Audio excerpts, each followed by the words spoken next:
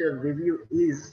So the literature review is a systematic comprehensive analysis of books, scholarly articles and other sources relevant to a specific topic.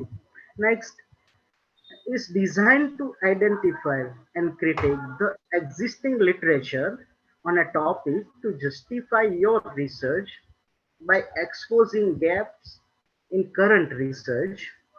Uh, it is a description, summary, and critical evaluation of works related to the research problem.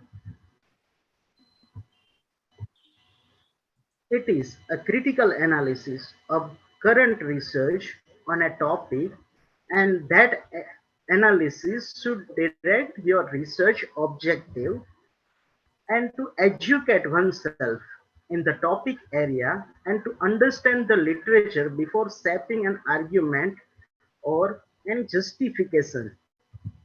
So actually, the reading of the work of others before commencing our own research work. So this is what literature review is. It is something, initial step in our research process. So it's a critical analysis of current work, reading of others' work, or commenting on our own research work. Right. So the question arises why it is required. If we talk the literature review is this. Oh, what is going on? Please unmute. Dear participants, it's a request. Please unmute yourself.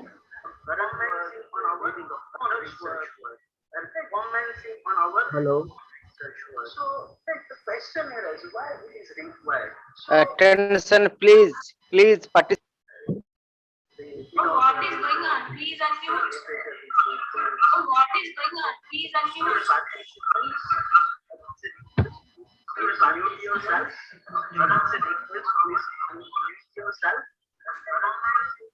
Hello. Rohit sir. Yes, ma'am. Sir, your voice is echoing, I think. Attention, please. So your voice is echoing, sir. Am I audible now? You are audible, sir, but it seems you are, I think you are using two devices. That's why I think. Okay. Okay. Sorry. Now, is it clear?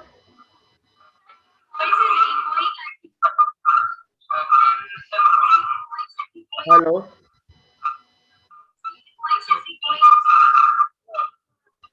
Sir, you are audible, but see, your voice is echoing, sir.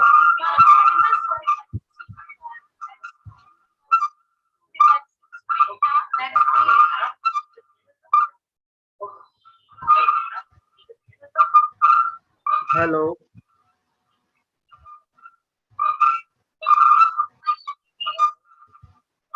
Yes, sir.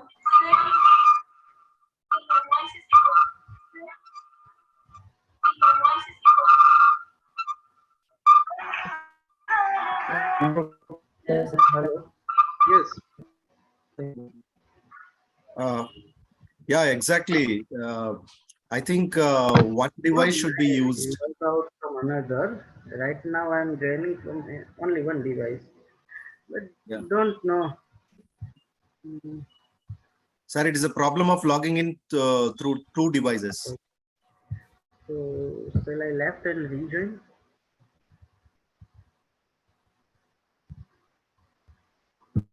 Oh, okay.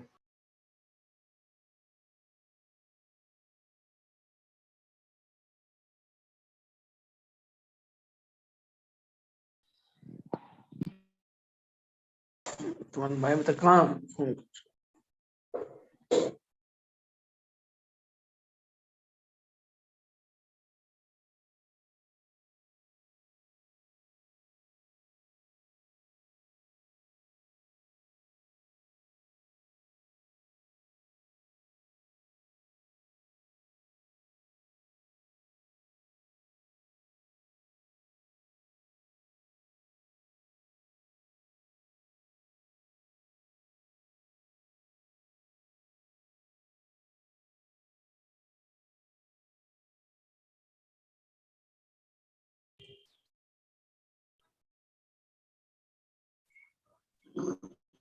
Dear participant, please bear with us. Actually, I think, Rohit sir has joined from two different devices, and that's why the voice is echoing. And he is joining again in a very short span of time.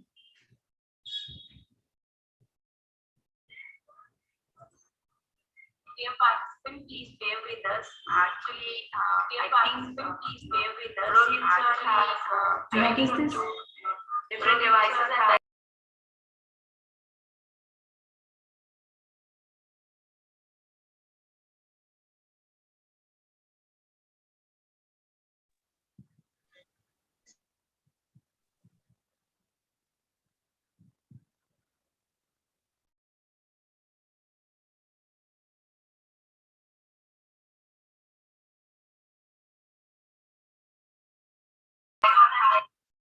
huh?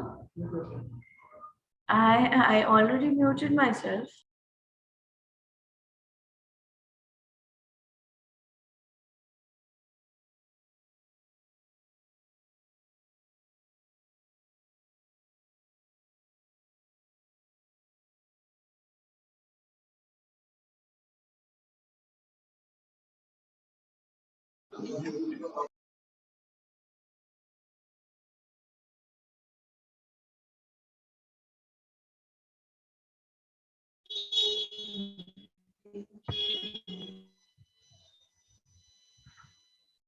Yes. Sabina ji, am I audible now? Your mic is mute. But sir, your voice is very low. Now? Yeah, now it is fine, Am I sir. audible? Yeah, you are audible, sir. Oh, let me share my screen again. Yeah.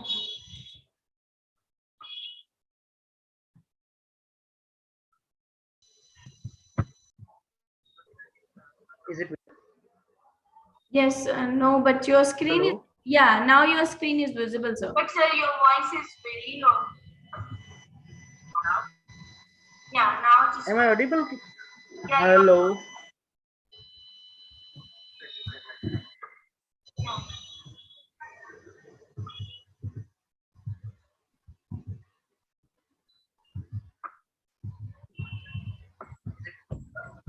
Yes, it is visible, no, sir. But your screen is, yeah, now your screen is visible, sir. But sir, your voice is. Okay.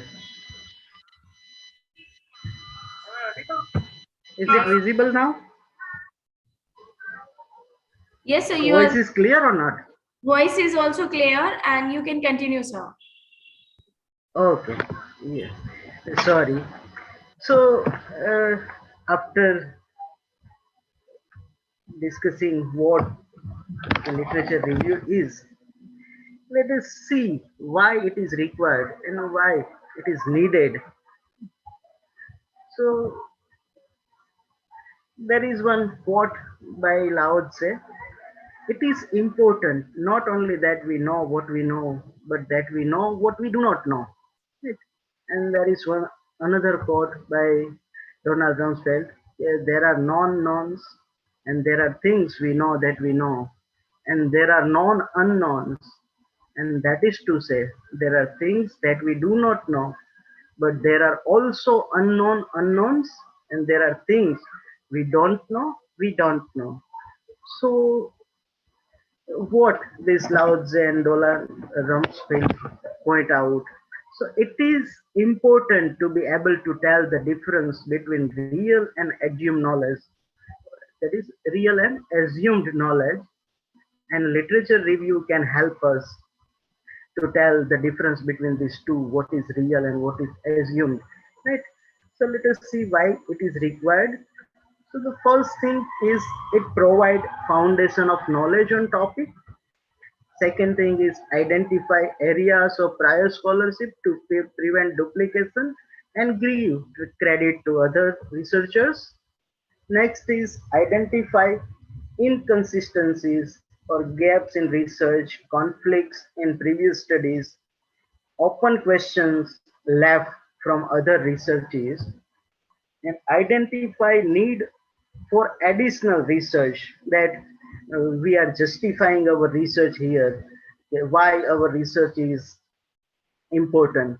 So after reviewing all type of literature, we can give justification, or we can give additional research, okay, why it is required, then why I'm doing this research.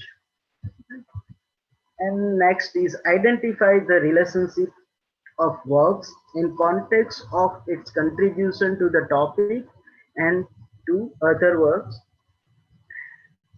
Place your own research within the context of existing literature, making a case for why further study is needed, and it simply can pave the way for better research. If we know the prior knowledge, we can do, or we can give our best. So that's why literature review is required. But the question is how or what way, which type of methods we can use, which method is suitable for our research. So let us see how we can write or how we can develop literature review. So over the years, numerous type of research review have emerged, but the most used are, there are four type of most used literature review types. First is traditional or narrative review. Most of the students, even we, are using the first type of literature review, that is traditional or narrative review in our research work relate research papers. Second is systematic review. Third is meta-analysis, and fourth is meta-synthesis. Uh, in many books, you can find meta-analysis and meta-synthesis as a part of systematic review, but it's not a part of systematic review. It's an extension to systematic review. So these two types, meta-analysis and meta-synthesis, are different. Okay. So let's see what traditional or narrative review is. So the primary purpose of traditional and narrative review is to analyze and summarize a body of literature, and this is achieved by presenting a comprehensive background of the literature within the interested topic to highlight new research streams and identify gaps or recognize inconsistencies. And even we are doing this, so we are aware about what is traditional and narrative review is, right? But how we can develop? There is another, that is this type of literature review can help in refining, focusing and shaping research questions, as well as in developing theoretical and conceptual frameworks. And let us see how we can write or how we can develop a narrative review. There are some points or basic criteria that we should keep in mind while writing traditional or narrative review. So these are the 4 points. First is introduction, second is main body, third is conclusion, and fourth is reference. Introduction means define your topic and scope of your research, make some general statement about your research or topic before focusing on specific aspect. And main body includes critical evaluation of the literature, use sequential or thematic approach. That depends on your literature, sorry, that depends on your study or research, how you organize your studies, in sequence or by thematic approach. You can do anything, right? Or summarize your article reviews critically and identify the methodology you are going to apply and give proper justification. Or in conclusion, we summarize the findings of the selected researches, relate their findings to your research topic, and compare scholarly work based on their strength and weaknesses. So this way, well, introduction, main body, and conclusion we can write. And reference, there are two type of reference. First is in-text citation, and second is reference or work cited in paper, select bibliography in your thesis. Depending on the type of citation style, all reviewed article must be acknowledged and must be cited in text, as well as a full citation of the complete source at last. So these four are compulsory, or we can say required points for developing traditional or narrative review. Next is systematic review. This is something new because the people of literature or ELT are not doing this much, right?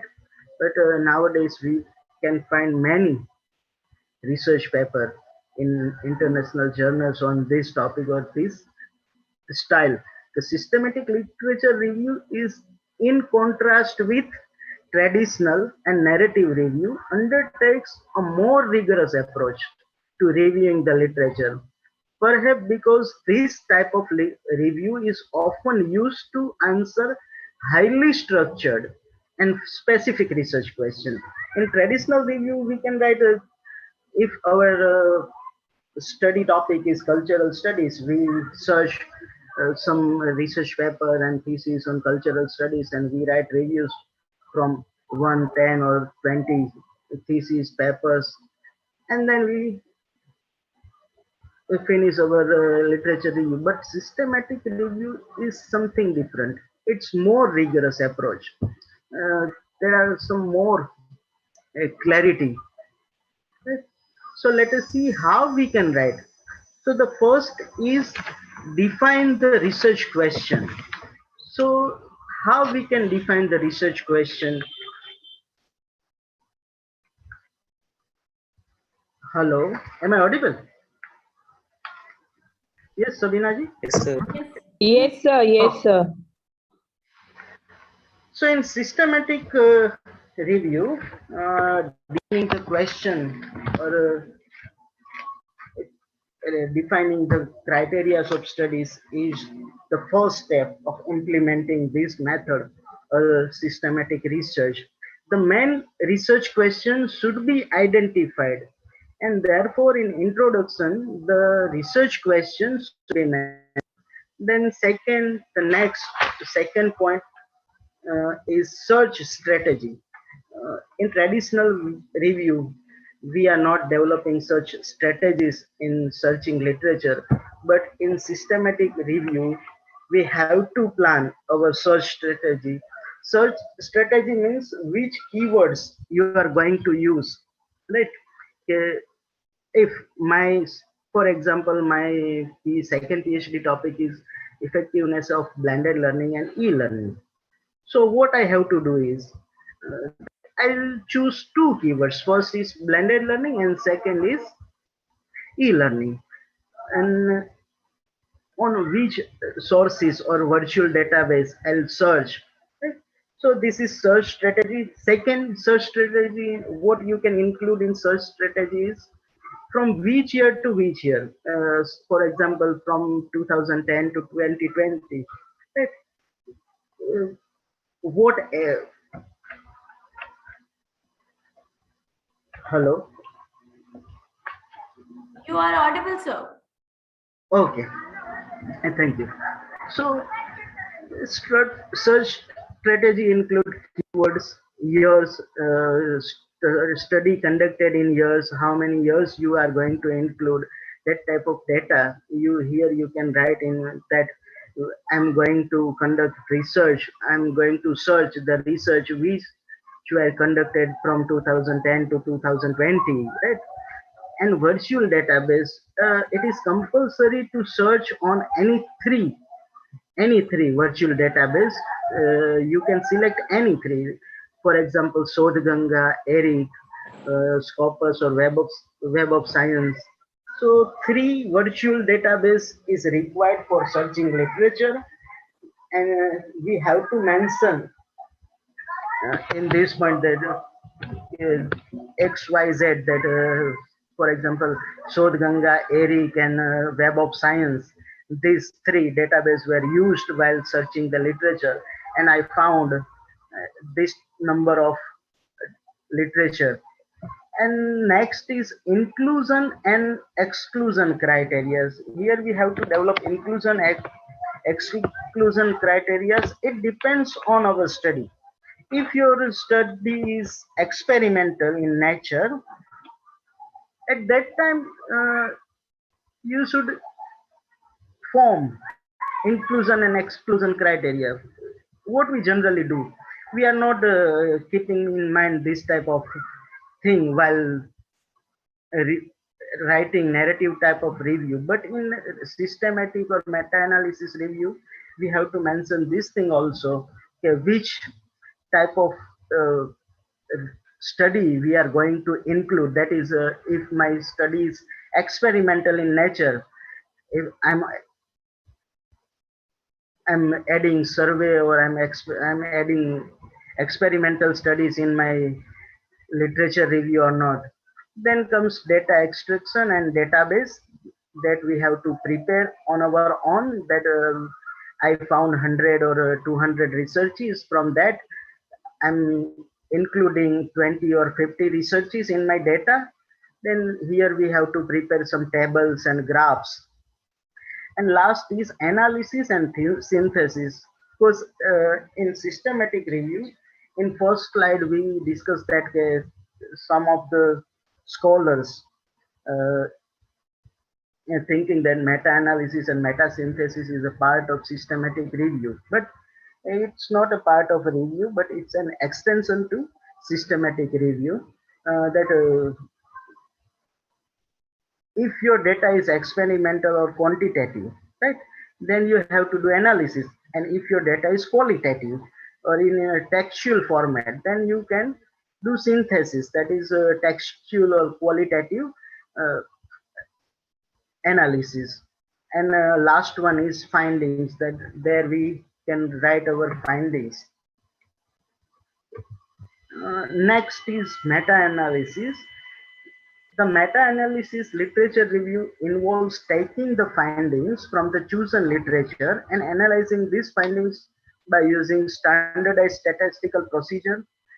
And next is meta-analysis method help in drawing conclusion and detecting pattern and relationship between findings. So the steps of meta-analysis is similar to systematic review. Let us see what is the difference. So the first is defining and researching the question. This is same. Here we also mention the defining and researching. We have to decide our question first. But here second step is little bit different. That is selection criteria. Right. In systematic review, selection criteria is not there.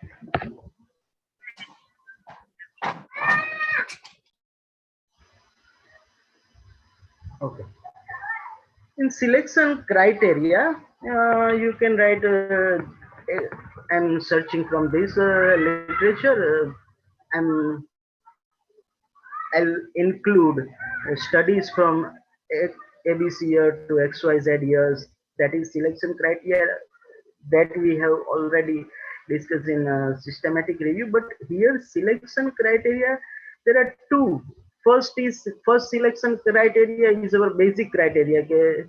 This type of studies we are going to select, right? And inclusion and exclusion criteria is different. In systematic review, inclusion exclusion criteria is little bit different. But here selection and inclusion criteria, there is little bit difference. In selection criteria, we can write our some basic criteria that we are searching on this. We are going to include this type of studies. We are going to search only experimental studies. Here we have to mention, even this is meta-analysis, right? So here we can only include the data that is the research type is experimental or quantitative, not qualitative. In meta-analysis, we cannot include qualitative research, right? For qualitative research, we have another method, that is metasynthesis. So here we can only include quantitative data. So literature search, this is same, that we have to mention some reliable sources, that is ERIC, Scopus, Sodhganga, or we can use some specific keywords like cultural studies or 21st century Indian English novels or blended learning or e-learning. Right? you can choose any keywords. It depends on your study. Then inclusion and exclusion are criteria here is little bit different from systematic research, because in meta-analysis we cannot bifurcate data.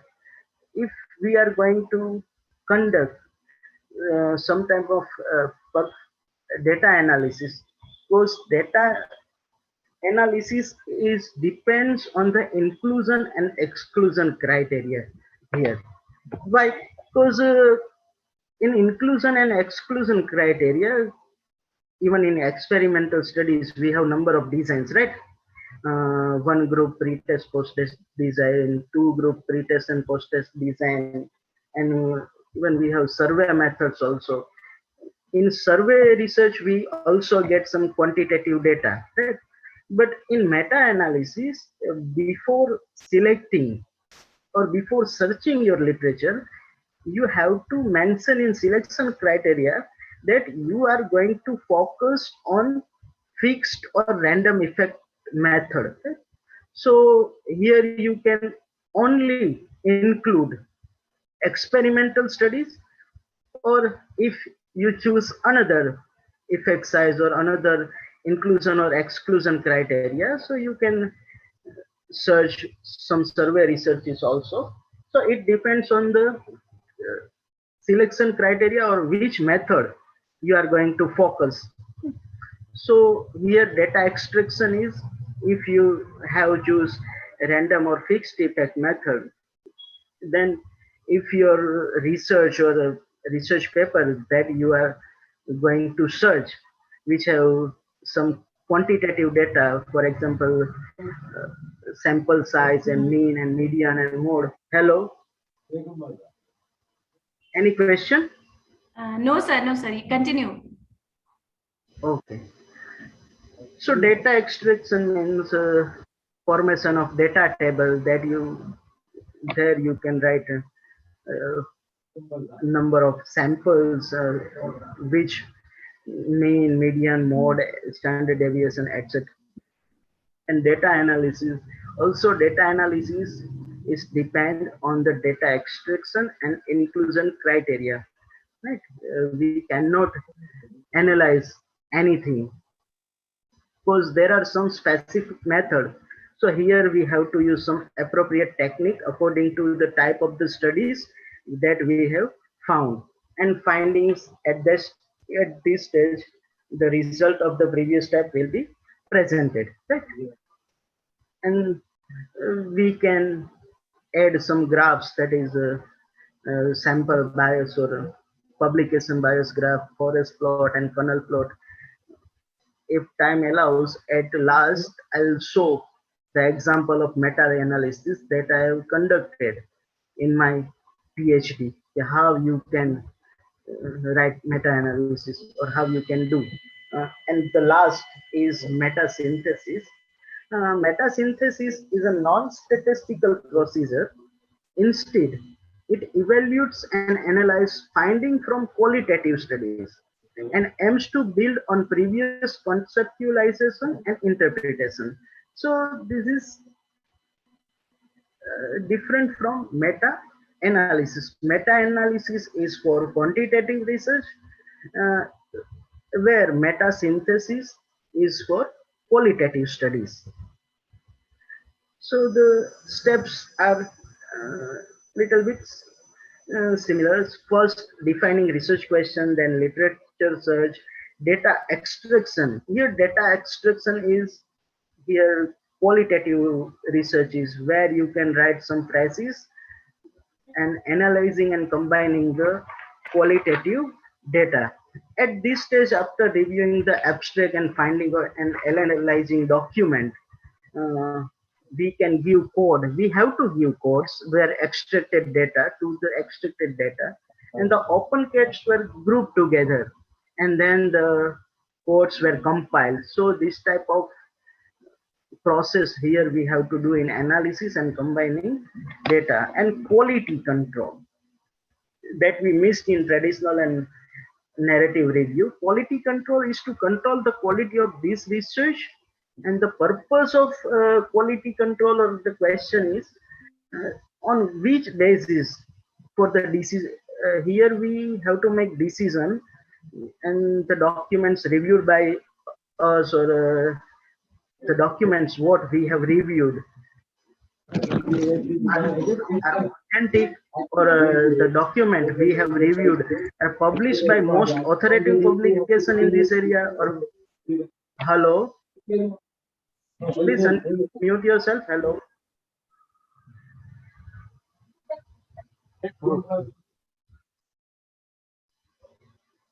Continue, sir. Please continue, sir.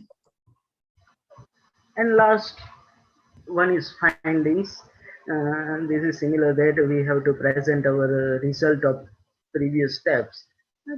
So that's it. These are the references that I use for creating this PPT. It may be helpful. I'll share this PPT with you. Okay. If you have any question, you can ask. Stopping my slide. Hello. Yes, Sabina.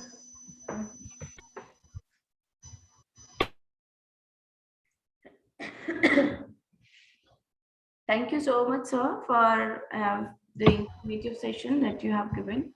It was very engaging, and it's it shows that you have a command on the subject, and you have explained it very simply and comprehensively, and you have enlightened the workshop, and we all are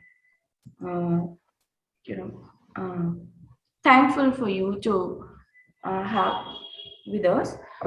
We have some question. Participant, if you are having any question, please raise your hands. I will ask you to unmute and you can ask the question. So, Yakar, you can unmute yourself and you can ask the question.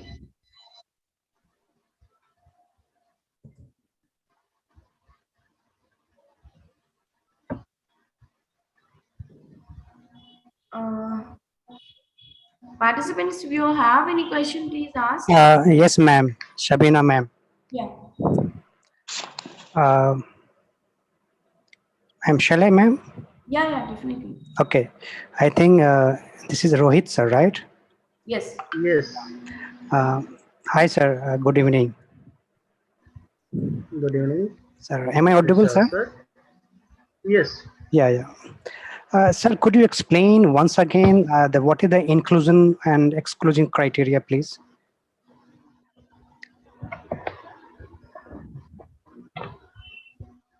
Hello.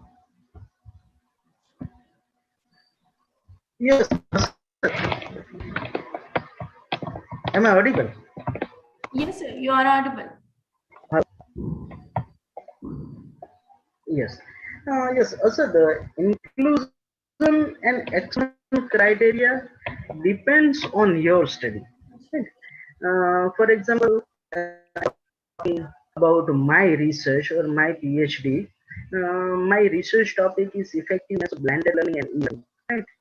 So my inclusion and exclusion criteria, the first criteria is research should be experimental in nature. That is my first criteria. Right. Second thing, from which year to which year I'm going to search the literature. So I mentioned one thing, that study conducted from 2001 to 2022. So those studies I'll include in my research, not before 2001 and not after 2022 or 2020. So, for example, this is the example of inclusion and exclusion criteria. Okay. But it depends on your study. Right. But what I understood by the inclusion and exclusion criteria, let us say, my work is also experimental, right? And let us say Yes. I have, let us say, 50 participants there. And I recorded the voice, let us say voice sample. I'm working on acoustic analysis on the voice sample.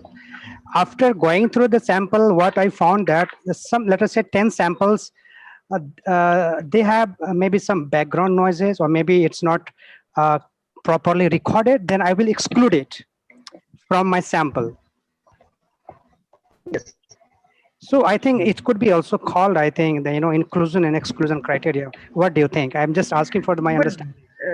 that inclusion and exclusion criteria for sampling, here we are discussing about the research literature review criteria that you mentioned, that is inclusion and exclusion criteria of sample. If we are getting data, but data is not a data. If for example, if we have conducted any test, our average mark is test is of 50 marks, right? But then our average mark is, hello, am I audible? Yeah, audible, sir. Please go ahead. Okay, yes. We conducted test of 20 students, and of test is of 50 marks. Then we analyze that the average of this 20 student is 45, right? But then you find that one student got a very less mark. In your 50 mark test, that one student got only 5 or 10 marks. Then you exclude that sample. That is also inclusion and exclusion criteria. But that is for sample. Here we are discussing which research you are going to include in your review. Right. Why it is required in meta-analysis actually? Because meta-analysis, there is some analysis technique, right? That is given by some statistical expert. That is Glass and Cohens. And okay, so for example, if you want to apply t-test, what is the requirement? So there are some requirements. So this way you can include and exclude your paper. Rohit sir, your voice is breaking, but I think you have ideas you want to convey us, but just because of your voice is breaking, we are not able to hear you properly. But anyway, no problem. So I have another question as well. For the literature review, we know that the literature review is the backbone of any research. Without literature review, we cannot get the research gap. We are not able to formulate the objectives, research questions, and methodology, and all kind of methods. Anyway, so my question is there any limitation for the literature review? I mean, how many papers should we can go for literature review, or how many thesis, dissertation? I'm just asking for my understanding. That's it, nothing else.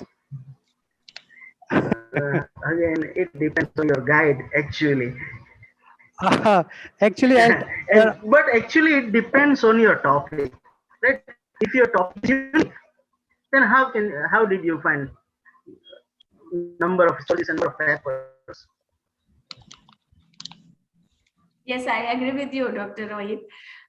If your topic is, if you have chosen, if your topic is unique and your topic is, it depends on the topic. If you are working on Shakespeare, there are a number of literature reviews you will.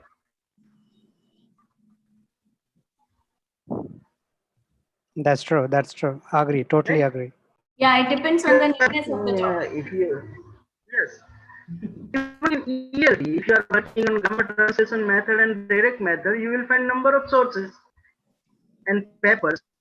But if you are working on discourse-oriented pedagogy and post-method pedagogy, you will not find much literature, because these are the developing areas in ELT. Yeah, even I have seen some research topic and research title, or some scholars are doing on some research. Even they don't have the written literature yet. So they are not able to find the literature review. They are not able to do the literature review. I mean, it's not existing written. Some of the topic. Yes. Actually, it depends on our topic. Yes, anything else? No, thank you so much. It was really fabulous, very informative session, and thank you so much. And thank you to Shabina Fatima ma'am as well. Thank you so much. Anyone else would like to ask any question?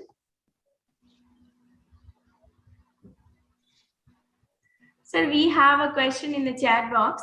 What parts are to be considered from the research paper while writing a literature review like abstract? Yes, what part? The question is, what parts are to be considered from the research paper while writing a literature review like abstract? Okay. So I hope you heard the first discussion about the traditional and narrative review. In that, I mentioned four things, right? That is introduction, main body, and conclusion, and last one is reference. Body I can include or what should be included in research review. But let me give the answer. So, in literature review, basically, objective should be there. Even studies experimental, then you should mention the sample size also and findings. So these three are basic requirement. Right? Again, everything depends on the study which we are going to study.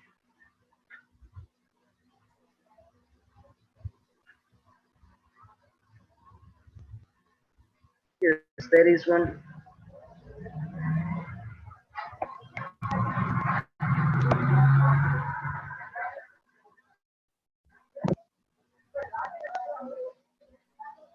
Is there anyone else would like to ask any question? Because our next speaker is waiting for us. I think, sir, we are done with the session. Nobody has any question now. No, ma'am. If you will allow me, I have another one as well. But if you have time, otherwise, no problem. Okay, take. Okay. Actually, what I felt as a research scholar, as a student or a student of research, we can say that. See, actually, I have attended many, workshop and conferences. What I found, because they all explain the some theoretical aspect, like today, Rohit sir is giving on previous day as well. What I want, let us, we have some practicality there, some practical things.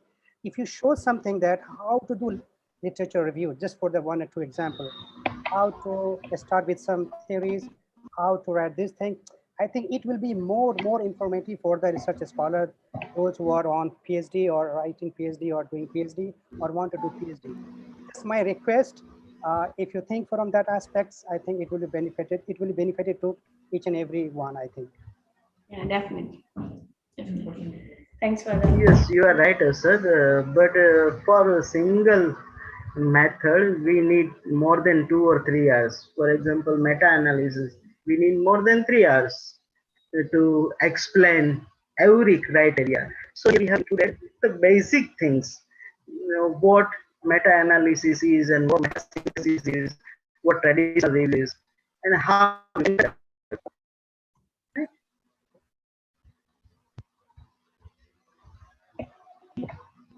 Sir, we have one last question from YouTube. How can we find sufficient literature review from 1970s?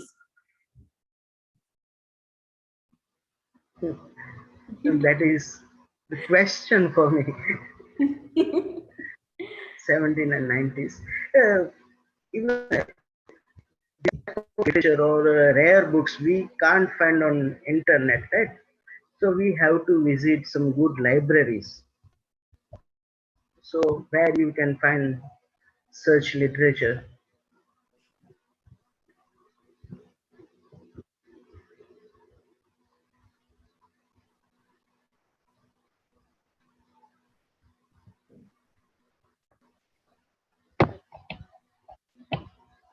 Thank you, sir. With this, we'd like to thank you because Thank you. already our next speaker is waiting for us.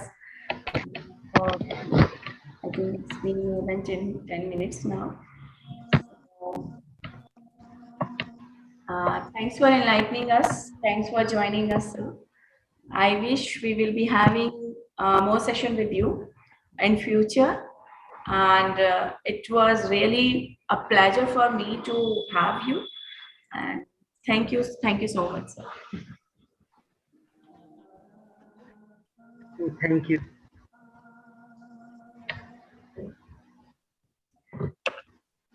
So, dear friends, we were moving towards the next session. We have Miss Samapika Roy with us.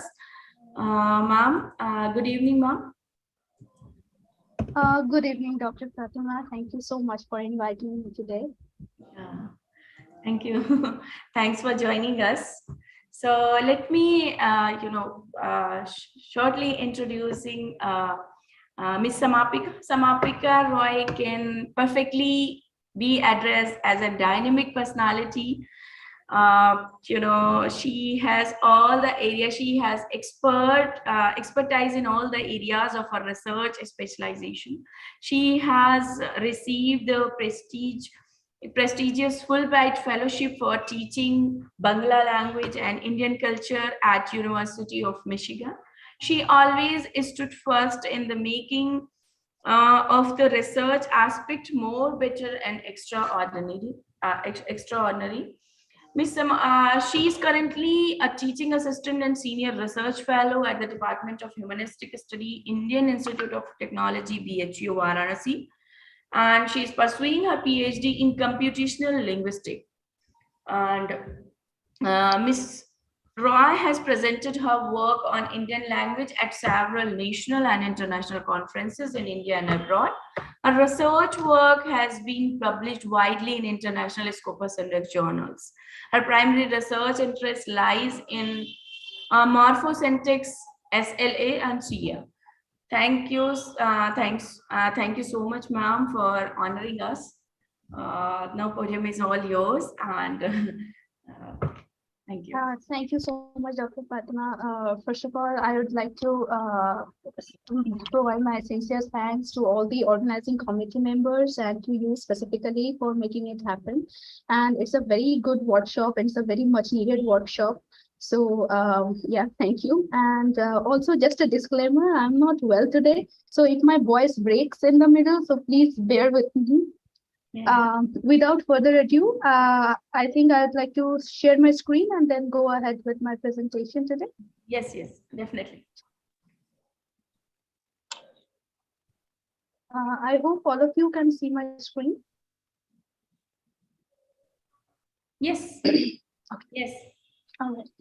So, okay, it's a very intensive workshop, I guess, for all of you. And today we are here to talk about research paper publication. So without much further ado, let's dive into it. So before how, let's talk a bit about why you need to do this. You need to share your work with your research community, which is very important. This is specifically because when you choose to write a paper, you are actually deciding to work on a research problem that your research community is facing, and you are trying to provide the best possible solution. So it's kind of an advance in the growth of the research as well as the research community that you are in. Then you can compare your work with others. You can actually understand that where your work lies, and you can also get feedback from your community. You can also get validated for your work. The more your work is cited, the more your work has, like the way your work is based on someone else's, some previously studied work, someone, the future work will also be based on yours. So a good validation is important. Then of course, to advance your career, which is very useful, because we know that whether you want to get a promotion, whether you want to land in a successful job or with a good grant, or go for any future academic benefits, published papers are actually carry more weightage. So it will be beneficial for you if you go ahead with it. So now that we know that it is extremely important for an academic, let's go into how we can do that. So research publication is a very tedious process, to be frank. And why I'm starting with the types of research papers, you will get the relevance in the coming presentation. So you have to first understand what kind of research paper you are going to publish. It can be your analytical, your argumentative research papers. It can be your conference papers. Now, some of the conference where you have already presented, they might not have published the paper, right? So you can get the data, you can get permission from the conference, and you can have it as a separate journal article, right? So some of the journals also very eager to publish your unpublished conference papers. Okay, so you can publish that. And then we have survey papers. So you can choose a topic and you can do a very intensive literature review, and you can come up and compile all the work that has been done in that particular topic so far, and you can provide a survey paper. Survey papers are normally it can go up to 40 pages. That depends on the topic you have chosen. Then there are short papers. Short papers are mostly based on, say, for example, you have conducted some experiment. It can result in a negative output or a positive output. So it doesn't matter. You can always share your findings, right? Then you have book review. So there are many journals which accept book reviews, of course. So you say, for example, you like a book and you want to critically analyze it, and then you can provide your findings in the form of a research paper, and you can publish it. Then we have case studies, of course, the very common one. By the name itself, you understand that what case studies papers are compiled of. You can study all the case studies that has been done so far, and you can publish your findings, your understanding, and your arguments, or your analytical, any experiment you have done so far, you can easily publish it. Now, I know that you might have already covered the structure of papers, but I will tell you why it is relevant. See, the basic structure is this abstract, and then where you provide a gist of your paper, so that any reader who will read the abstract of your paper will get a very a good idea of what they are going to expect in your paper, right? Then you have some keywords, which is very relevant because it denotes the specificity of your paper. Then you have introductions, where you will talk about your problem statement. You will talk about the area you are conducting your research in. Then you have your literature review, where you will talk about all the things that is relevant to your work that has been done by the previous authors, and what is still left to be done, what problem you choose to solve, and thereby you are bridging a gap. Okay, so literature review is also a very important one. Then we talk about methodology, where you will talk about all the methods that you have introduced, all the approaches you have taken. If you have any data analysis, you will talk about that in this particular section. Then we have observations and results section, where you will talk about all the results or your observations that you have concluded. And then at last we have conclusion. Of course, this is completely your perspective, what you have found out through your experiments. And then of course the references, which is of course very important, because here you will be citing all the authors based on whom your present work is established. Now I will tell you why all these things are important. So when you are going to publish a paper, there are many journals which are not open, right? So if a reader is supposed to pay for reading a person's paper, the one thing that they will get to see first is abstract, or in some journal abstract and conclusion. So people will get a good idea of what they are going to expect from your paper. So it is extremely important that you have a well-structured abstract and also the conclusion. Now, why key terms are important? Key terms are important because, see, when you search on a search engine, you need to have a good key terms related to your paper, so that whenever people search something related to your topic, your paper should come in the top 10 or top 20 papers, right? So that's why you have to have very relevant key terms. Then literature review. Now, literature review is extremely important for the editors because they need to know that what has been done, what is still need to be done, what you have done, and how you are bridging the gap, what exactly you are doing in the paper. So a good literature review will always help you provide a better acceptance results. And one more thing is, no matter if it is a very template oriented, well structured paper or a freestyle paper, a well defined section will always help you go in a far way. So now that we have got a good idea of all these terms and methodologies, let's dive into the publication process.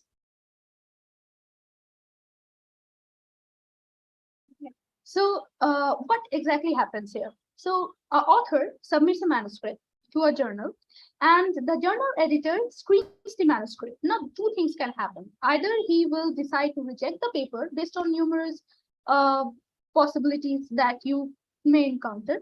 And then the journal editor may decide to move ahead with your paper. So if he or she decide to move ahead with the paper, then the journal editor will let you know, and then it will go into the peer review process, and then it will go to all the relevant processes, and then we will let you know that okay, we have come to a decision that we are going to publish your paper.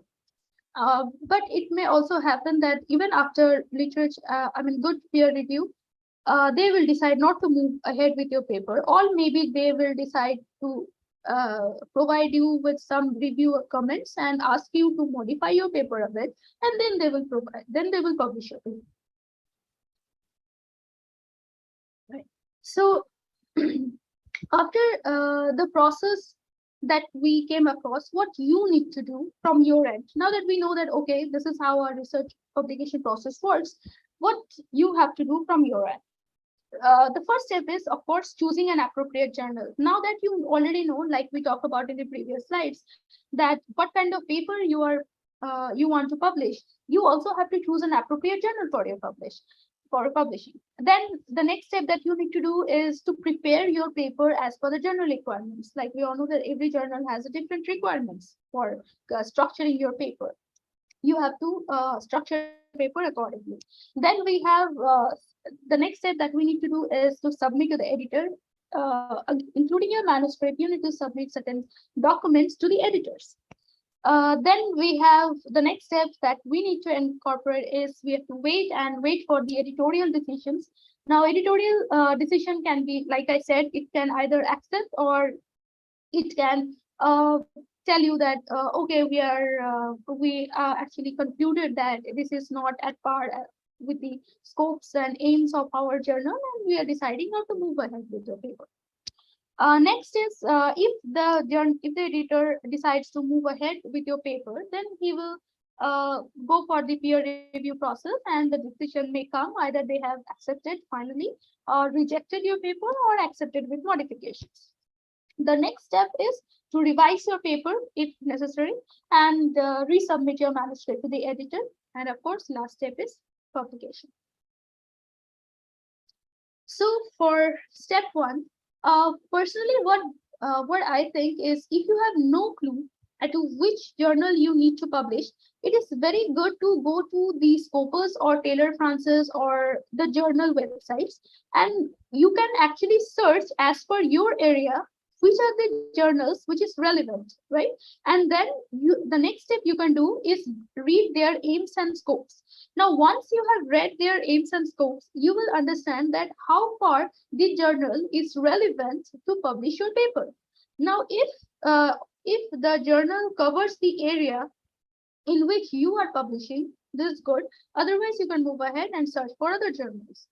Then other thing is impact factor. You also need to check the impact factor of the journal. Obviously, the higher impact factor, the better, but it depends on various areas of studies.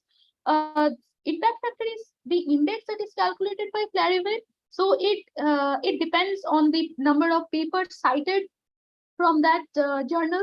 So you have to see that what is the relevant impact factor, whether it is a 5 in your field, or a 3, or a 4, or a 6.9, that is relevant in your area of studies, and then you can choose that, okay, these journals have high impact factor, so I would like to publish my paper in these journals. Another thing is that you need to look upon is indexing. Now, indexing, you can say that indexing is like hallmark. Say food has hallmark, right? Any hallmark is a feature of a quality. So SCI indexing, or Scopus indexing, UGC CARE indexing, or Web of Science indexing, and there are many more indexing. But these are the topmost indexing that generally researchers go for, because they provide a certain proof that it is safe to publish in these journals if it is this indexed. That means these journals have certain quality. If you publish, you will be in the field, in the area where you will be considered as a reputed researcher, you know. And also, it's a very good way to save yourself from fake journals. Another thing is that you need to also incorporate is the time taken from submission to acceptance.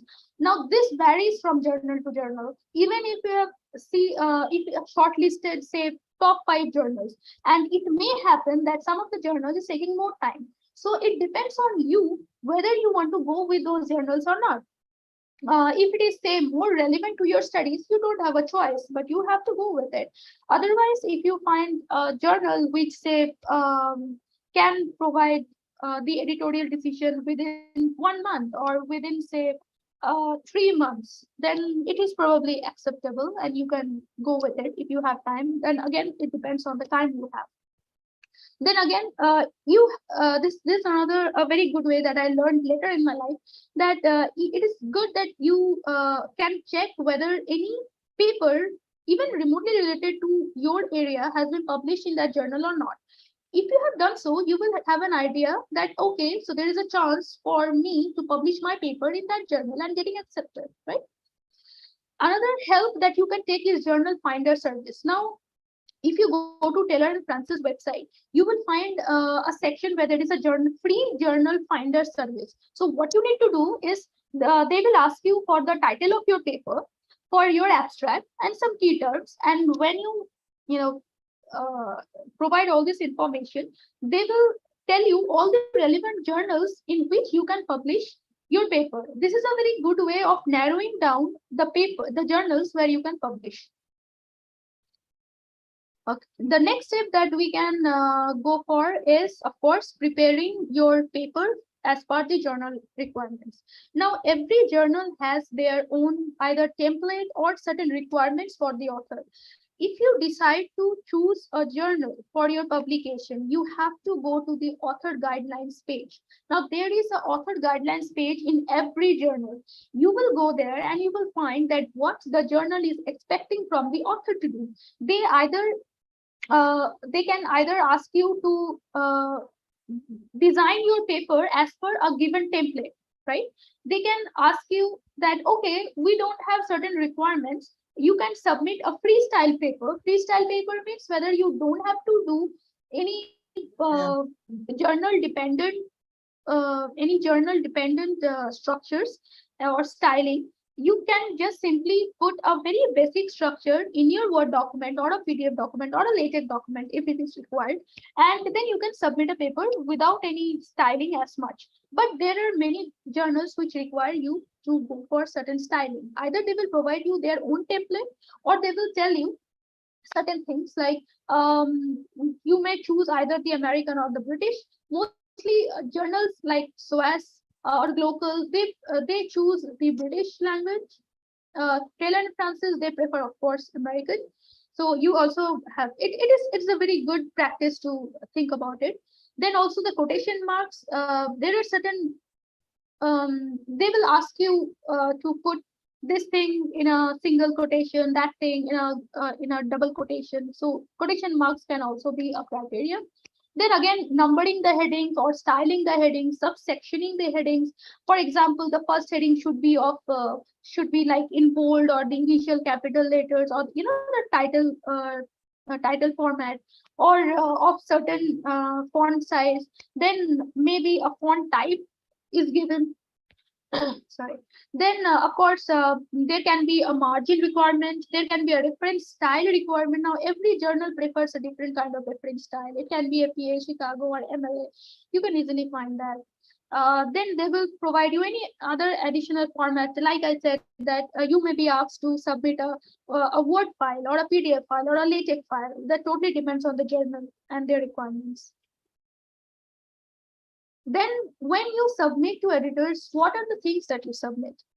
First of all, you submit your manuscript with keeping in mind the word limit, the article type that I talked about, that it can be a conference paper, it can be a research paper, it can be a survey or a book review paper, anything. You have to specify that what kind of paper you are actually submitting. Then the template or a freestyle, that totally depends on the journal. Of course, there are many journals which will ask you to submit a blind paper.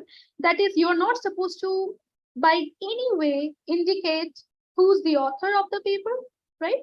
So there will be no mentioning of the author. In case you have to cite your own previous papers, you will in no way you will write like say author comma the date, right? You will simply write in a very structural manner, like we always do, the surname of the first author, and then comma, then the date, and likewise. It depends on which style you are using, but these are very basic. It's totally on you what kind of styling choices you have. Then you need to, if that is the case, if you have to submit a blind paper, then you have to provide the author's information. Now, here you have to make sure that one of the authors, if you are multiple authors, then only one author will be a corresponding author, and that can be anybody. No, it's not necessary that the first author has to be the corresponding author. No, any person can be corresponding. The editor is going to talk to only that person. Okay, he is not that the editor is not going to talk to everybody. So you have to provide the information of all the authors in this very section. You cannot edit it later. It's not that your paper got accepted and then you can add on authors. No, you cannot do that. So it is very, very important that you mention all the authors here. You take their consent that, okay, we are going to publish our paper in this author. I'm thinking of publishing. We will be sending our paper to this journal. So you can get their consent if it is necessary. Then, of course, many journals will ask you to provide the author's bio. So a brief introduction of who the author is, where they are working, etc., etc.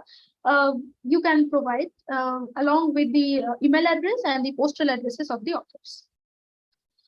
Next, cover letter, which is very important because this is like you are directly talking to the editor. Okay, so you need to have a very good format. There are millions of formats online. You can take whichever you feel free, but it has to be a very good standardized format. And then you're gonna mention that why you deliberately chose this journal, why you think that this journal is very relevant for publishing your paper. Now for this, you can get some ideas from the aims and scopes of that journal. You can say that we went through the journal website and the scopes and aims of your journal. You can mention this is at par with the research areas of our work, and hereby we believe that your journal in quotation so and so is going to be a good fit for publishing our work. And then copyright, of course, if you need to have any copyright, for example, if you are taking someone else's data or any kind of copyright that you have to inform. For example, if you are submitting a conference paper, then you might have to ask for permission from the conference organizers, so that I want to publish the conference presentation that I gave in the form of a paper in a so and so journal. Can I please have your permission? Something like that.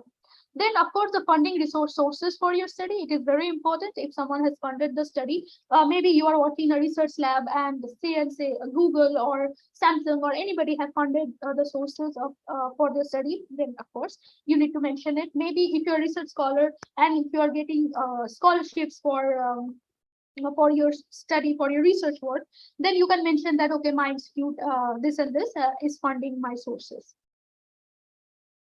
Then there are some other ethical and of course some declarations that need to be done.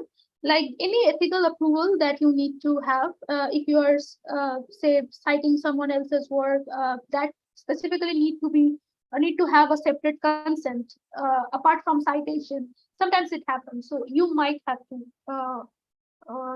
ask for the consent. Then informed consent from the participants. So if you say, for example, if you have a survey work and there are participants involved, you need to have certain consent from those participants as well, that okay, whatever information you have provided for the study, I'm going to use it for my paper publication. If you're okay with it, please give your consent. If you are not, then we will not use your data, something like that. Then data availability. So either it may happen that you have collected your own data, or maybe you are collecting some institute's data. So if the institute is providing the data as an open source, that is free for anybody to use, then it is okay. You can mention it. And if not, then of course, if you are studying the data, you might have asked for the consent, right, from the institute, and you can mention that this is the consent letter from the institute, and that's it. Clinical trial registration, of course, if you have undergone any clinical trial, not you, but during your study, then you must have registered for the clinical trial. So you have to mention that anything that is legal requirement, that is apart from you, if you need any kind of permission, you have to mention that. Then consent to publish statement or form, anything that you need. Then author's contribution. Now, some of the journals are very strict about it.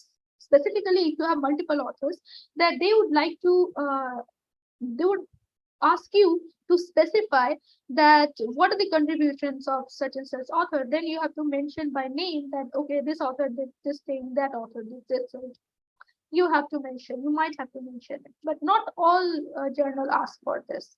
Then acknowledgements. Acknowledgements are a way in which journal provide you an opportunity that if you want to acknowledge someone's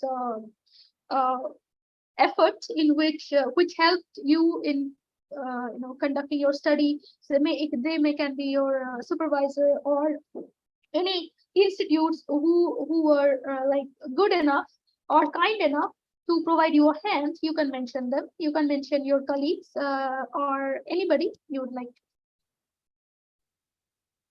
Okay. Next, our process is now that you have submitted the for publication to the editor.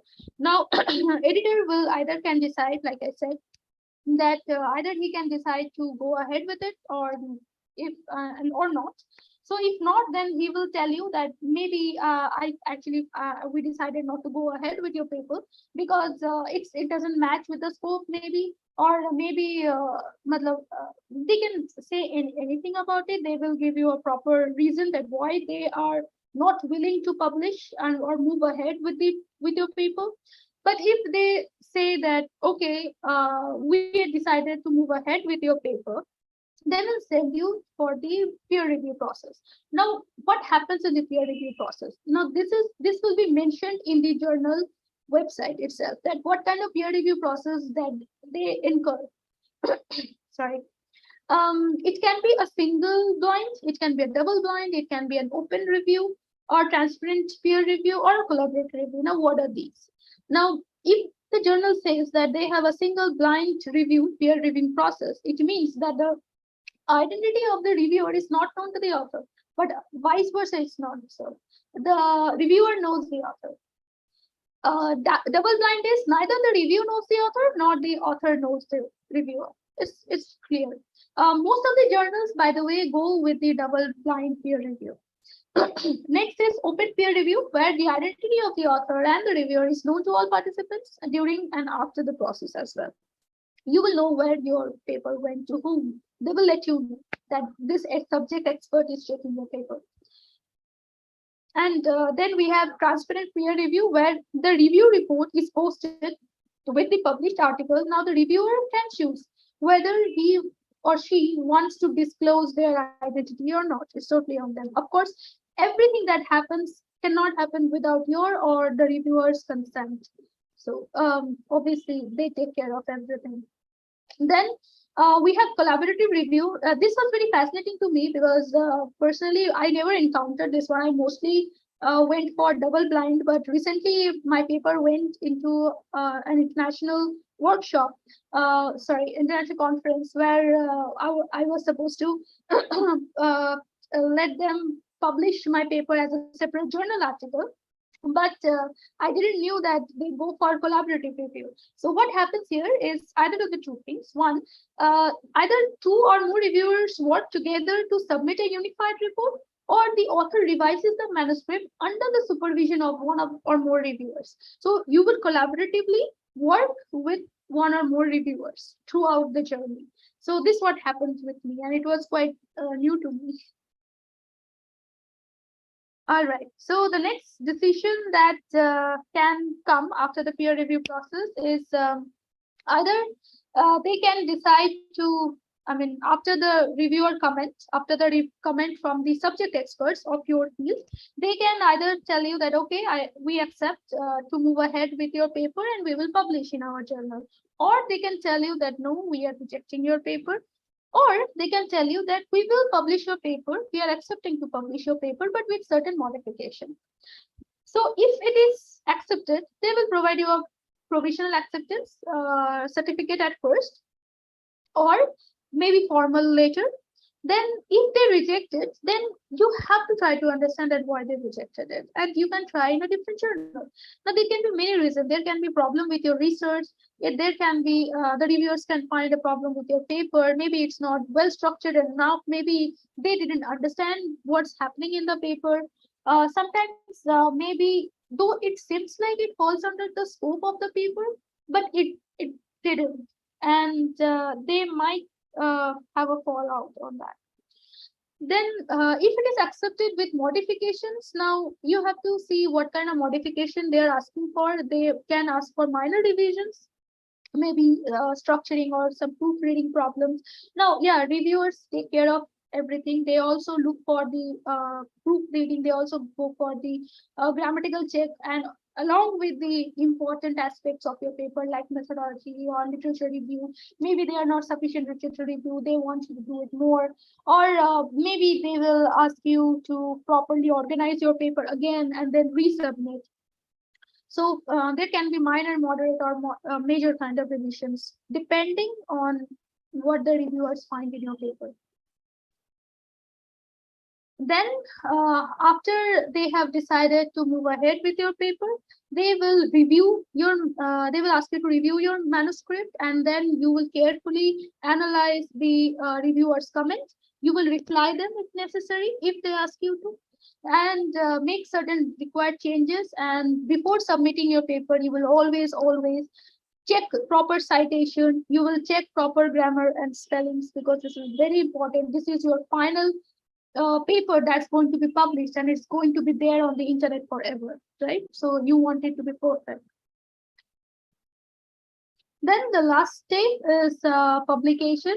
Congratulations if they have accepted your paper for final publication.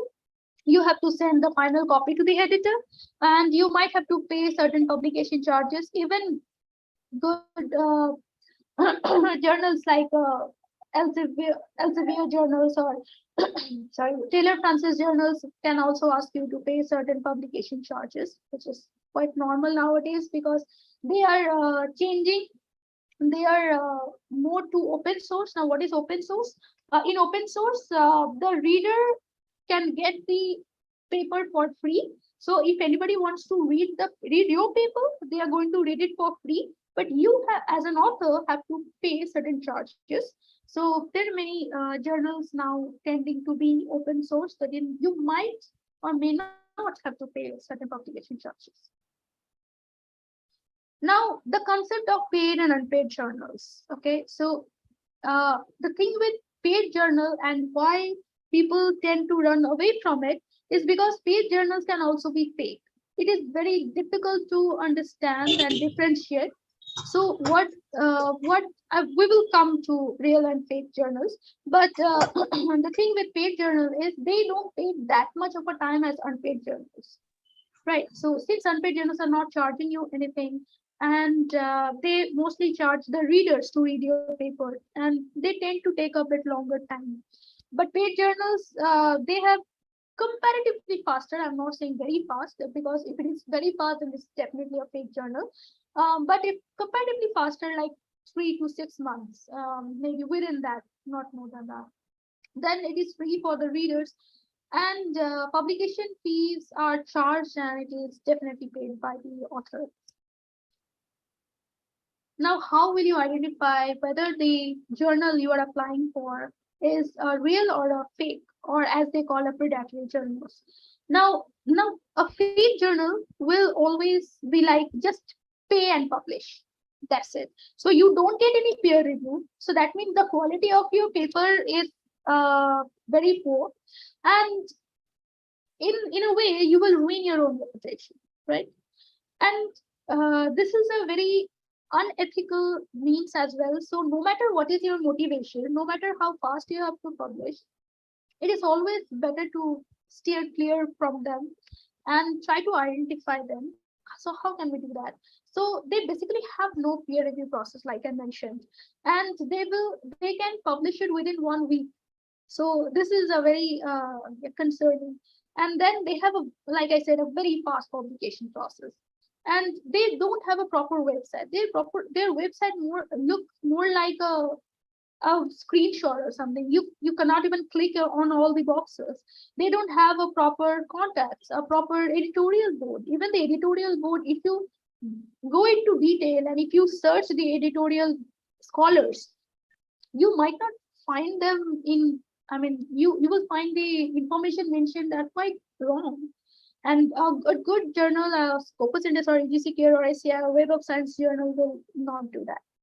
Now, their aims and scopes are not properly defined. It is a very disturbing, and you can easily get it that okay, this not might be a very good journal. Then they are not indexed in UGC care, though they might. There are some journals who will claim that okay, we are UGC care journal, we are Scopus Index journal, but I think last day Dr. Fatima mentioned that UGC care has their own predatory list where they have listed that the kind of journals which is like really fake, and they are quite similar to the original journals, but they are not. If you go in depth, you will definitely understand that these are fake journals. Then you can read their past issues. Now, most of these fake journals, they have a multidisciplinary concept in them. So you will find like anybody from any field have published paper in that journal, which is another indication. Then they sometimes provide you random emails that, hello researcher, hello scholar, we are new Scopus Index journal. We want to publish in this. You can get your work published in our journals. Very fast publication within 2 days or 3 days or within 1 week maybe. And next is sorry. Then the fake journal lists are, like I said, all provided by many this index journals like UGC Care and Taylor Francis also. So Scopus, they have mentioned this as well. Now here are some tips for you. Like the first thing that you can do to make your paper more acceptable is you get to know the target audience, and your target audience matters. You need to know who you are writing for.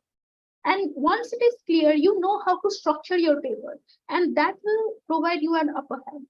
So apart from that, you also need to know the contributions that you're going to make in your research community.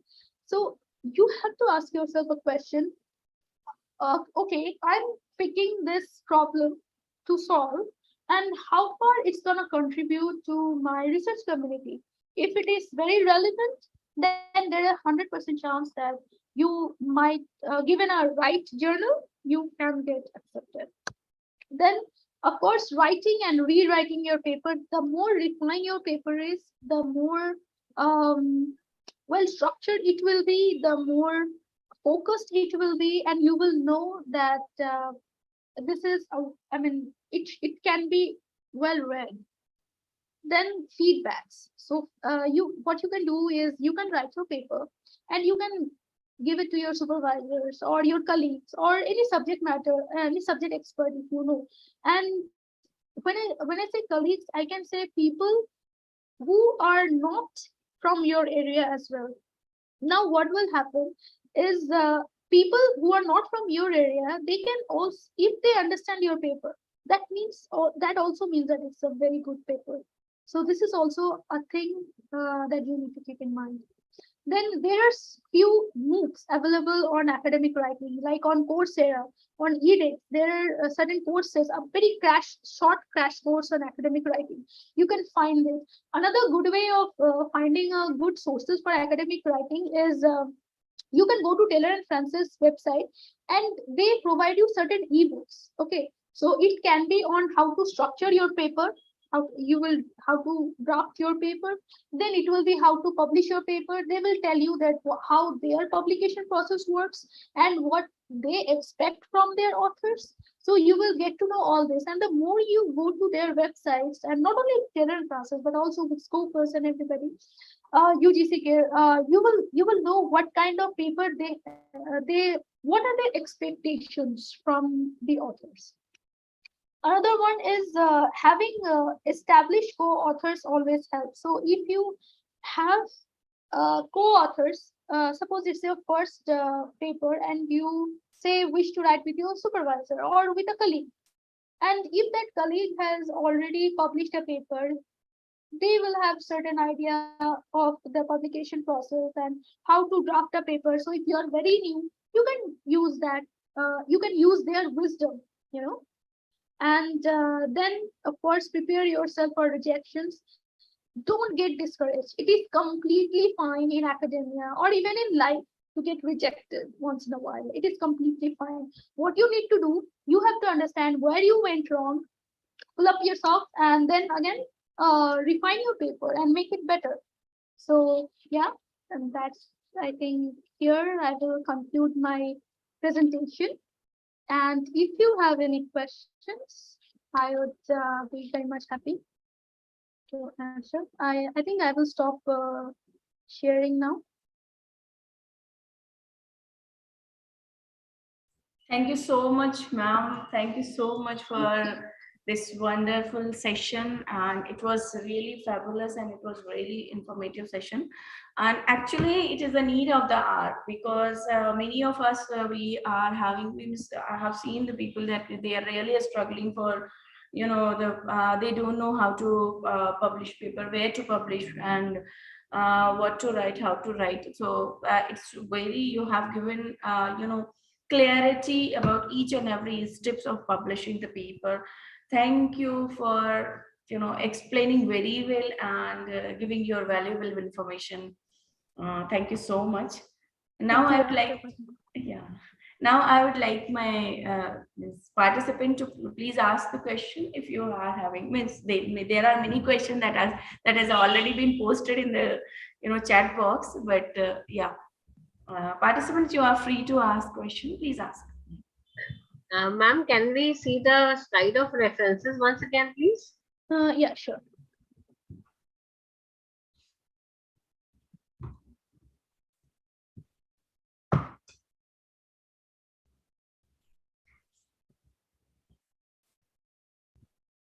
Yeah.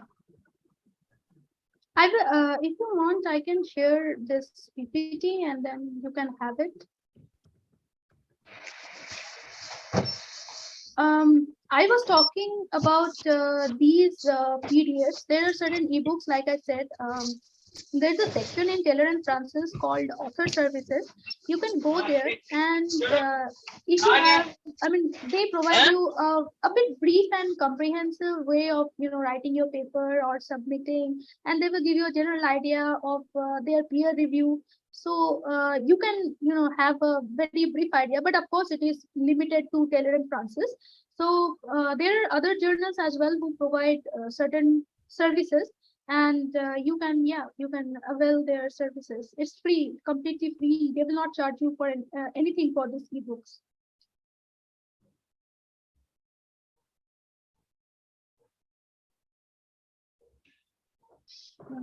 Shall I stop presenting now? Yeah, yeah.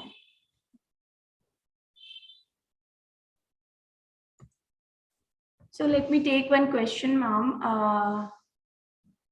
There is a question uh, in chat box. If one publish a paper in UGC care listed journal, and after 2 years, the journal is removed from the UGC list, in such cases, will the publication be considered during the final Viva? Yeah, of course. Yeah, actually, it depends on how kind your reviewers are. Because in certain places they are very strict, and they also understand that these kind of things happens. So just because see the UGC care indexing or the Scopus indexing, it's a every year process. So today maybe the journal is within the Scopus index, but tomorrow it's not. So I'm guessing that they will not be. I mean, this should be considered. Yes.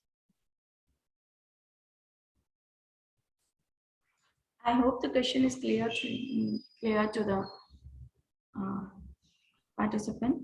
We have another question that is from YouTube. If we are publishing a journal, should we focus on care listed journals alone, or aim for Scopus or Web or Science Index? What's your opinion on this? I think you should focus on Scopus or Web of Science, specifically Scopus, because it is very widely recognized. It is not only recognized in India, but also internationally. So, for example, if you wish to, say, pursue your career further outside India, your Scopus Index Journal is definitely going to help you in that. Yeah, yeah. Again, one more question. Also, journal have more points according to UGC. So what about publication with Rutledge and such established houses? How does this reflect in the CV when it comes to jobs? I think there are certain marks for each and every publication that you're gonna get. So if you are publishing in a Scopus Index journals, specifically in journals, then obviously journal publication has more weightage than any conference proceedings. So yeah, I think it will be beneficial for you if you go for a journal publication, a separate article in journal publications. Thank you. Participants, if you have a question, you can unmute yourself and ask. Hello. Yeah. May I ask a question? Yes, sure. Hello, Samapika. It was a good and informative presentation. I just want to get your response on one area, that the way Indian publishing industry run by the assistant professors in engineering colleges and other technical institutes, and they are actually making their publications paid publications, and the way young scholars are actually now motivated to pay 2,000, 3,000, and quickly they want their recognition as a writer or author. And this is a kind of, you can say, a kind of very vicious circle that is operating in India, and many scholars, young scholars, are becoming victim of that process. It's happening in almost all the states all over India, across India, you can say. And your proposition, what would be your response to that in the Indian scenario? And already, because you are exposed to Fulbright and you have gone abroad and you have come back and you have already published in Scopus, and that's why I am a senior faculty, so I know the things. I wanted to know your response so that other participants will be enlightened by that. Are they supposed to participate in that, or they should stay away from that? I think I agree with you on this. They should definitely stay away because it doesn't reflect very good on Indian research. And maybe that is the reason that no matter how many research publications we have, the quality of research is still poor. And it is not at all up to the mark, or you can say of international standard. And maybe this is one of the reasons, because we are not well prepared, or maybe we can say that in order to have fast publication or more publications, quick fame, we are actually ruining our own reputations. Like I mentioned in the PPT, that it is actually harming us. So it is obviously better to stay away from that. It is always a good idea to prepare yourself and take some time, and then obviously publish in a very well established journals, no matter the time it takes. Thank you. Thank you very much. Thank you. Good evening, ma'am. One Yeah. more question from here. Ma'am, this is Srilata. Thank you for your excellent lecture, ma'am. My doubt is, so how about the articles which come out from conference proceedings, ma'am? Are they valid? Yeah, they're very much valid. It's just that they have, I mean, comparatively less weightage, I think. But it's not that they will be not beneficial for you. They are definitely beneficial for you. Now there are two type of things. One is the conference will publish your I mean, your paper will be included in the conference proceedings, and the other thing is they will ask you for a separate paper, right? They will work with you, and they will ask you to publish in in their article, though as their conference proceedings, but it will be a separate article. So that will be also very beneficial. Okay, ma'am. Thank you. Can we take it for our thesis and all, ma'am, while doing our Actually, PhD? yeah, definitely. But you should also check with your, if you have any ordinance for your, for the research scholars, that what is the requirement of your institute, because every institute has a different requirement. Like in my institute, they want separate journal articles. Conference proceedings are not enough. So we need to have Scopus index. Yeah, we need to have Scopus index publications. So I'm guessing maybe something like that you might be facing. So you have to check it with your school, with your institute. Yeah. Thank you, ma'am. Thank you very much. Shabina ma'am, shall I? Yeah, definitely. Hi, Samapika. I know that you have been to America, I mean, on FLTA, right? Yeah. Yeah, together with, I think, Priyadarshini, right? Prashant Priyadarshini. Prashant Priyadarshi. Yeah. Priyadarshi, I'm Right. sorry. Yes. Right. So I just want to know about the standard of the publication, or we can say the any kind of research paper in America and India. I mean, what's your views on that? Because we have the both experience being in India or in America, in both countries. Yeah. And what could be the factor that we are not able to write the papers up to that mark? I mean, the requirement that's listed in the Scopus Journals of Web of Science. So, what's your opinion, and do you want to suggest, like me and other researchers here? Look, I think I need to mention one thing that we often forget, is that they are writing in their mother tongue. We are not. So the language barrier is the first thing that we need to, overcome. And then there comes the research, right? So what we can do is, like I said, if you go for the, Scopus index papers, they have certain standards, right? And they will help you to understand that what is the quality of the research paper that they are expecting, right? The amount of work that they are expecting. Of course, there is going to be, some difference, because we both, the Western world and we Indians, we come from a very different education system. So that is a whole new different issue, that why our education system is failing nowadays, why it is not keeping it at par with the international standards. But again, it also depends on the, like I said, the education system. But what we can do in the present scenario is we can upgrade ourselves a bit.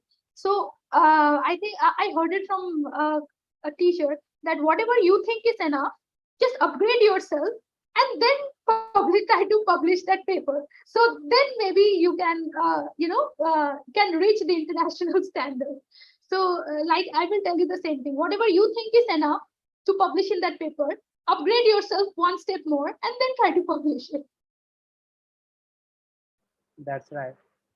So I think the linguistic barrier, I mean the language, the standard of language, and the education system. I think, yeah, I think these two. These two factors can be the problematic for us, right? Yeah. That's But thank you of so much. course we are from India, so language is not a problem because we all are born multilingual and bilinguals.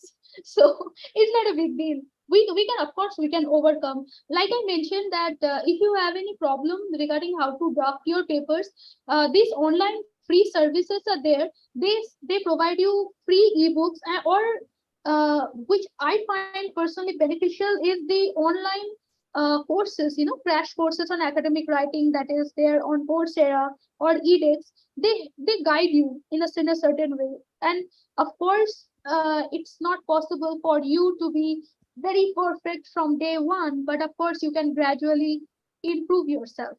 The more you write, the more you read other papers, you will gradually improve. What I felt actually, this is my experience, even your maybe as well. Actually, from the beginning, let us say, okay, start from the graduation. What we did actually, we just try to steal the information, knowledge from the someone's, just try to do here and there, submit it.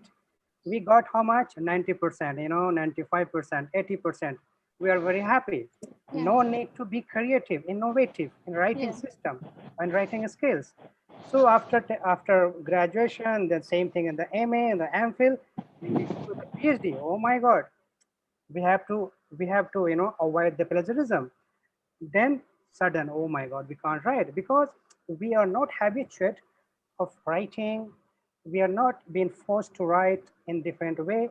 We are forced to just steal the information from the books and just paste it as you want, and we got the good grades.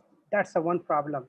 So each and every faculty has to focus. He has to be very careful about these things, whatever they are guiding or the supervising these things. Not from, I'm talking about the PhD, but from the graduation level, even the lower than that. I think that's the main factor. This is what I felt actually. What do you think? Yeah, Dr. I Shavin agree with you. also here. I think you can also Because share. I have faced the same problem actually. So whatever you have learned so far is always not enough. You always have to keep on upgrading yourself. And the problem is we were never taught in that way to upgrade ourselves. So I think the problem with our education system is we are very theoretical. I mean, if we, spend some time on the practical aspects or the empirical aspects of our work, then maybe it will be, we can enhance the quality of our research. That's true. That's true. Even I'll tell you, I'm here right now. I'm teaching in Kale University. Actually, many my colleagues, they don't know how to search the good journals. As you said that you go to the Scopus journals, according to your research area, you just write the keywords. You will have the number of journals. They don't know how to do that. I'm talking about the colleagues. I'm not talking about the researchers or the scholars. So next time when you try to present these things to other platform, I want to be very little practical. Because that's why I mentioned that how you can search for papers, where you will go, how you will get to learn what exactly happening there. That's why I thought that it is necessary to let you guys know that what exactly happening there and what you are supposed to do. If you don't, for example, for many people have told me that it's a very problematic for them to find a good referencing style. The all you need to do is go to Google Scholar and then you type the paper, the name of the paper, and then they will provide you all the referencing style that you are looking for. So it can be MLA or APA or in Chicago or BibTeX even. So you just go there and just copy paste and you have your reference ready as per the journal requirements. Right. And thank you so much. Best of luck. Thank you. Yes, yes. So, yeah, we have one more question now. Can we submit our paper to more than one journals at a time for publications since it takes long time in evaluation? I know we have a urge to do that, but we can't. I'm really sorry. This falls under unethical practices. And the moment you will submit the paper to one journal, they will ask you whether you have submitted the same paper to some other journal or not. So you cannot say no, right? Yeah. Because they will find out, and if they find out, and it will be very unethical, and they might decide not to go ahead with your paper. And also they are asking that when we are submitting the paper, at that time we are asked to write that that we are not submitting this paper anywhere else. So that is the Yeah, thing. that's a very unethical practice. Please don't do it. I know you have a urge to do that because they obviously take longer time than necessary, but you have to understand the people who are reviewing, they are also professors in some place, they are subject experts, and they are also have jobs. So maybe that's the reason that your paper reviews getting delayed, but whatever Some the journals reason are is. taking more than 2 years even.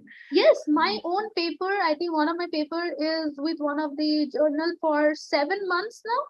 And I'm so frustrated, and I come this close to retract my paper every time. And then I thought, okay, this is unpaid Scopus Index journal. Maybe I should not retract my paper. Yeah, exactly. Next question we have in the chat box. What is the way to publish the paper according to international format? Like I said, your there is no one strict format. So you have to see what the journal you are looking for, they are expecting from you. They will either provide you with a template, their own template, that okay, this is a template, you just have to put all your paper information in the template and you have to submit it. Or they can be freestyles. Now many of the Taylor and Francis journals, they offer this service that you are required to submit a freestyle paper. They will not ask you for a specific paper styling, and you can submit the paper in a with basic styling, like with basic subsections and everything, and they will still accept it. But it depends on journal to journal. Every journal has their own styles, so you have to check with the journals where you are submitting your paper. Yeah. We are constantly told that the reviewers don't accept new thoughts. Working on something already done is the only way to get a good grade. I'm not sure how to answer that, because in my case, it's not true. Because the field the topic that I'm working on in my PhD is completely new and nobody have ever worked on it. So I think it depends on person to person. It varies from person to person, but it is not the case as far as I know. Ma'am, can we take a few more questions? Yeah, sure. Yeah. One question from you too. Suggest please how to publish our paper in Scopus, field of performing arts. I'm going through the site, but it was difficult to find the journal in the field of performing arts. That's I'm not sure about that, but you can keep on searching. You can go to which website are you searching? Scopus. Scopus, yeah. Okay. You can also try Trillion Francis maybe, or you can check online which are the good platform for performing arts papers. Every journals have their own advantages and disadvantages. There are science journals, there are engineering journals. So you can also check on that which are the journals relevant for your area, and then maybe you can search in them. Yeah. And then another question, can we add our paper and ResearchGate to another platform? Yeah, definitely. You should, in fact. That's how you know what other people are working on and what you are working on. And you also need to tell people what you are working on. So you should definitely do that. Go today and do that. Is relevance to PhD research and the journal publication necessary? Yes, definitely. I will say definitely, because like I said, that if you will get a validation, your work will be out there in your research community. Your research community will provide you certain feedback. You know how to improve yourself, or you know that you are on the right direction. So there are multiple reasons why you should publish in journals.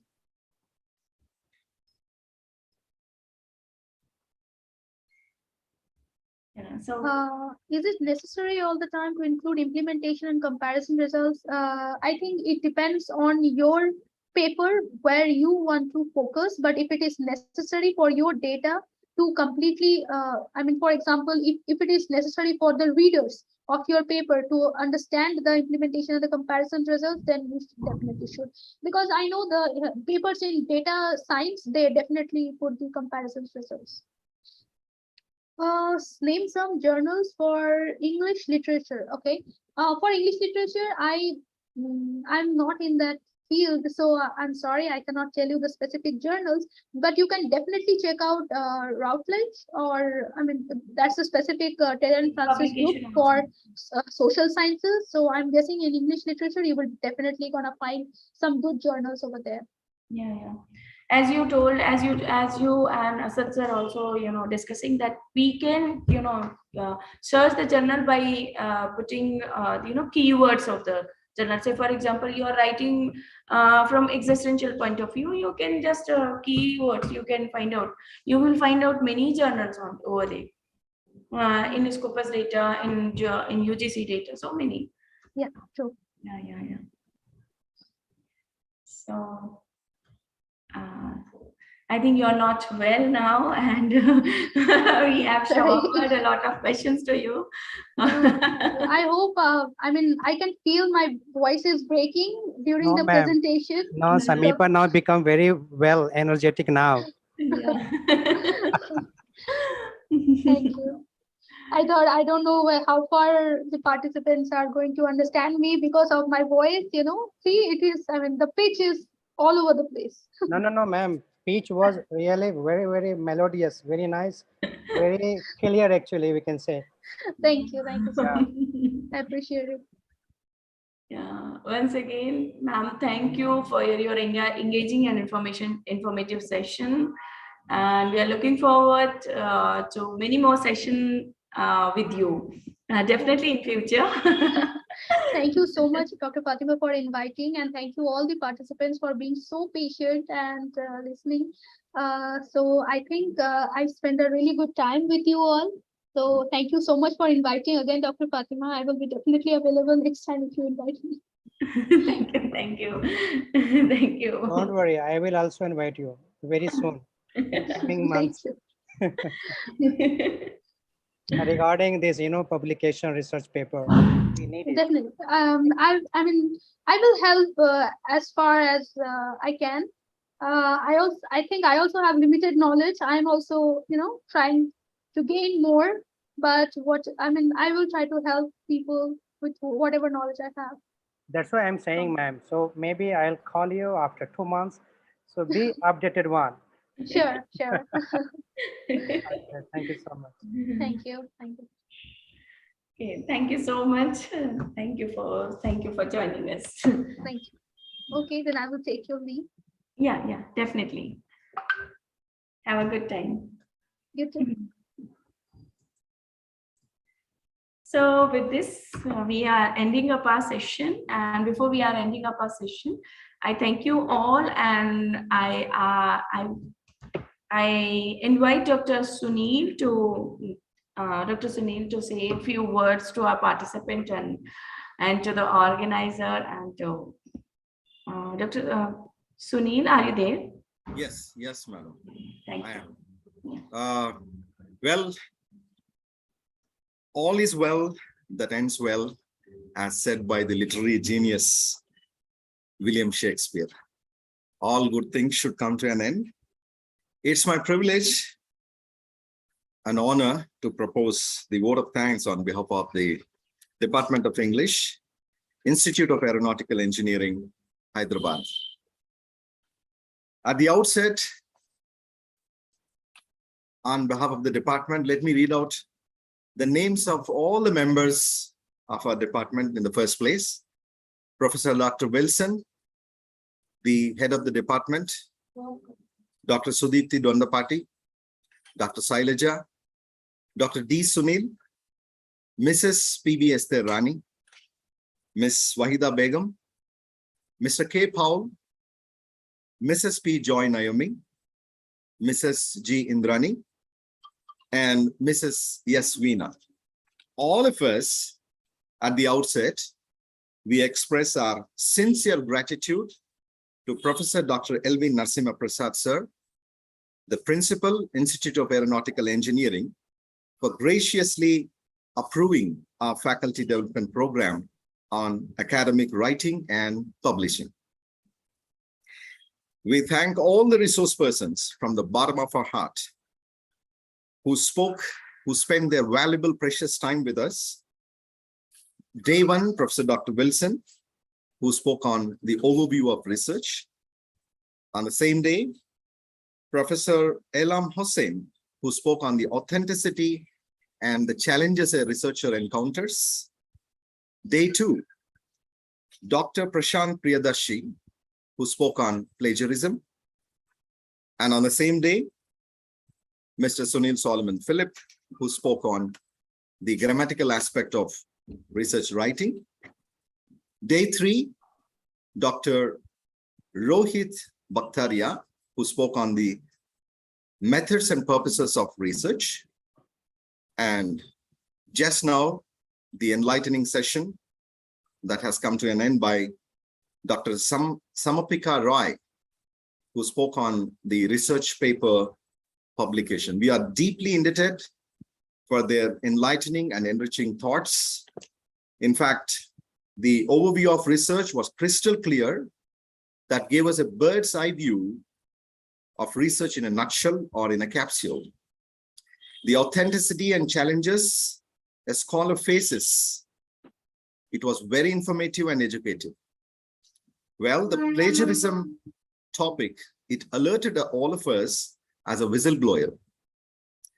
The grammatical aspects threw light on fine-tuning our standards of writing. The methods and purposes were thought-provoking. The research paper publication was brainstorming. So thank you all the resource persons. And then the masterminds behind this faculty development program are Professor Dr. Wilson Jetty, our HOD, and the one and only Dr. Shabina Fatima. In fact, Dr. Shabina Fatima worked very hard in terms of the organization, designing, developing from the beginning till the end. She tried her best to elevate the standards of this faculty development program to international standards in terms of speakers and sessions.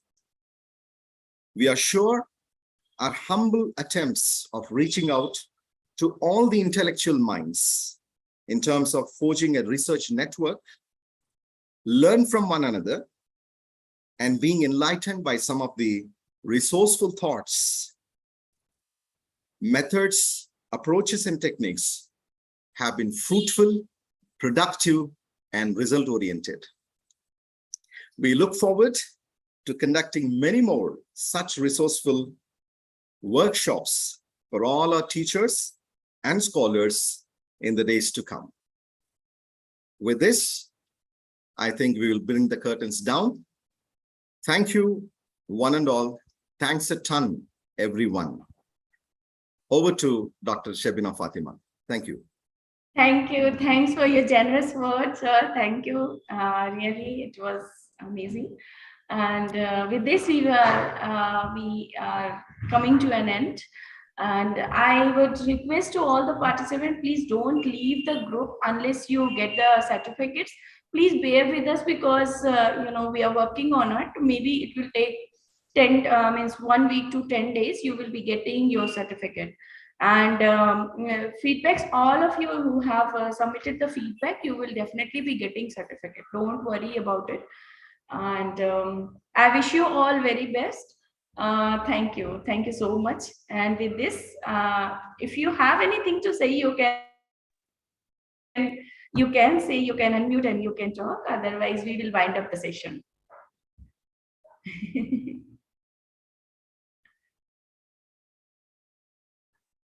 So we are, yeah, we have a WhatsApp group.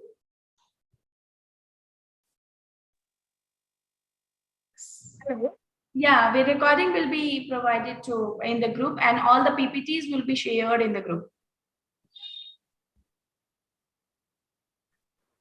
And Shabina ma'am, it's also on YouTube, I think. Yeah, I it's watched on. Yeah, it's on Yeah. YouTube also. Actually, yesterday I missed the first session. Then I Yeah. watched it on YouTube. So Yeah, it's yeah. there, recorded one. Yeah. Yeah. Okay. Thank you so much, ma'am. Thank you so much. You really maintain the standard, an international standard. What we call. I tried my best, Yeah, but yeah. I think I left some, means there are some loopholes, but yeah, definitely next time I will try my best to overcome with those. Yeah, definitely. Thank you It's so really much. amazing. Yeah, it's really amazing. And thank you. Thank you so much. With this, we are ending up the session. Have a safe day. Thank you, ma'am, for providing us wonderful opportunity to learn new things. Thank you so much. Thank you. Okay. So I'm ending up the session now. Thank you so much, ma'am.